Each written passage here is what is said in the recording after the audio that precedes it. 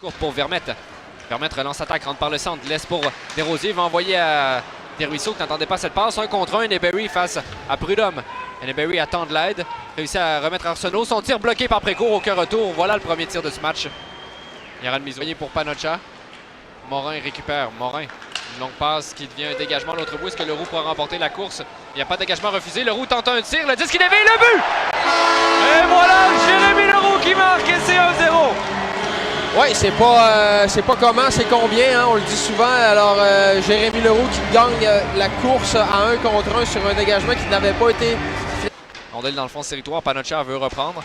Panocha est rejoint, Rollins aussi. Morin, 4 joueurs là, des Sags sont là, donc lorsqu'Arsenault récupère, c'est facile de remettre à Higgins à la pointe. Il y a de l'espace, son tir s'est bloqué et Précourt vient récupérer lui-même son retour et donne au cœur. Mise au jeu remporté par les Sags, ça revient à Usereau. Usereau s'avance au cercle droit, son tir frappe le poteau. La rondelle revient vers Baudouin, un autre tir, Fleming qui maîtrise.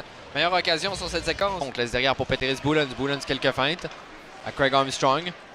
Armstrong s'avance au cercle, son tir s'est bloqué, le disque est libre devant le filet. Vermette veut pousser la rondelle qui reste. Le disque est libre et le but! Et finalement un but en avantage numérique, Jonathan.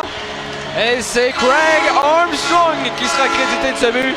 Il reste 16 secondes, donc 4 avantages numériques et 1 minute 20 secondes environ. Là, et les Sags auront finalement marqué.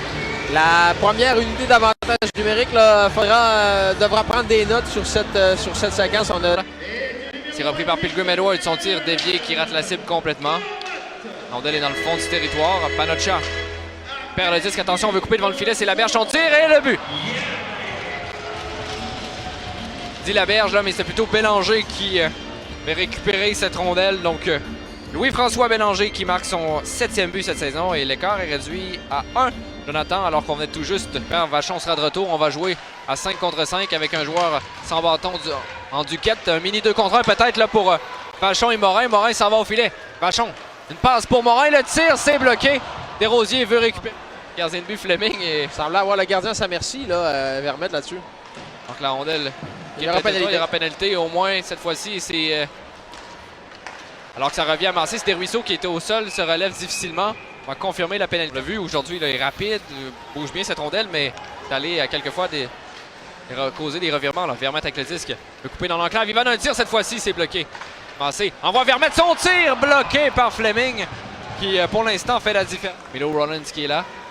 Desrosiers est solide mise en échec. La Fontaine récupère, protège le disque. Obtient de l'aide. Eneberry sort avec cette rondelle. Eneberry va envoyer devant. Le disque est libre. Le tir, l'arrêt de Précourt. Un bel arrêt là, du gardien. C'était pas commode.